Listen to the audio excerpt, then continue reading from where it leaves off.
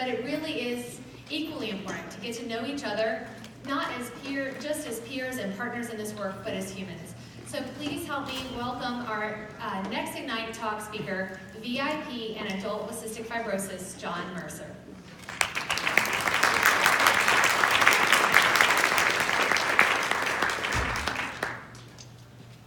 Hi everyone. So I want to let you know that you have the power to change my life and the life of every other patient that steps foot in your door. When I was in high school, I was struggling like internally with this idea of working a 9 to 5 for somebody else and just grinding away, just like the rest of society does. Combined with CF, I was a total mess. I was always in my own head about it. When I would begin to share just a slight anything related to that mindset, default response was always, get a job, go to college, you don't have a choice, you have to work like that for your entire life. All I wanted to do was communicate my internal thoughts and struggle, but I was always shut down and led back to the status quo. Nobody ever seemed to care or listen, so I stopped sharing, I really did. And I became more and more lost in my own head. I remember this day like it was yesterday. I was 16 and I made a comment, just like any other jerk teenager, about not wanting to live a life like everyone else, not wanting to work a 9 to 5, not wanting to live like everyone I had ever looked up to in my life. That was not who I was. I couldn't do it. My mom, God bless her soul, she made a monumental impact just by asking why. Why is it? What is it that you want? What do you want to do? Who are you? And it was as genuine as I had ever seen her. Inside, she was probably freaking out, like, who is this hippie? What am I gonna do? What have I done? But none of that even mattered. It didn't matter one bit. She saw a point of vulnerability, a second of weakness and need, and took that opportunity to learn more about who I was and what my thought processes were, and what we could do about it. She wanted to find out who I was at that point in time. We sat down, we had a genuine conversation, and that's it. I still look back to this, on that day, to this day, I can feel it.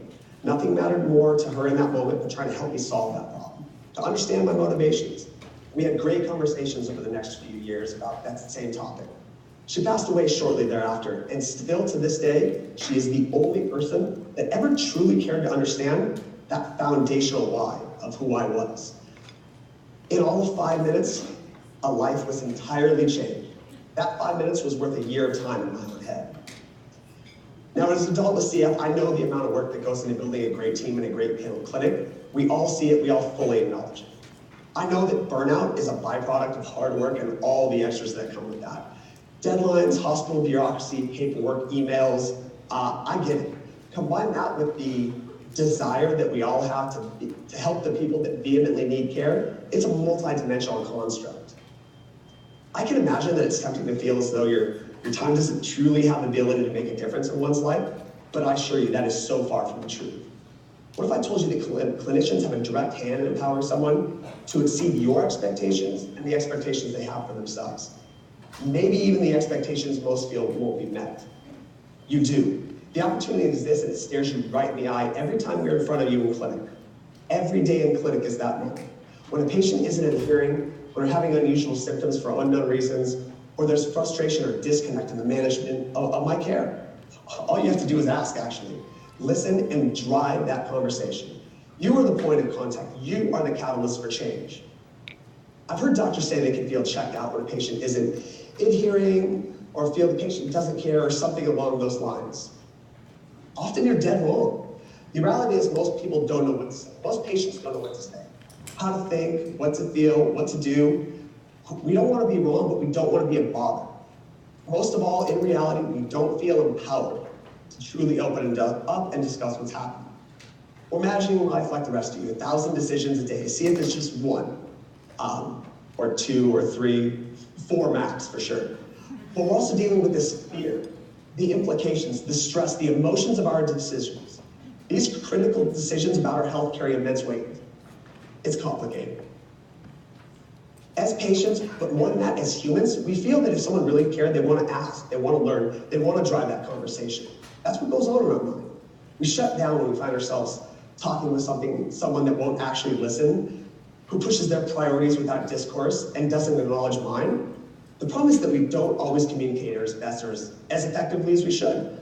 But we don't feel empowered to share what's going on in our life. Our priorities lack alignment.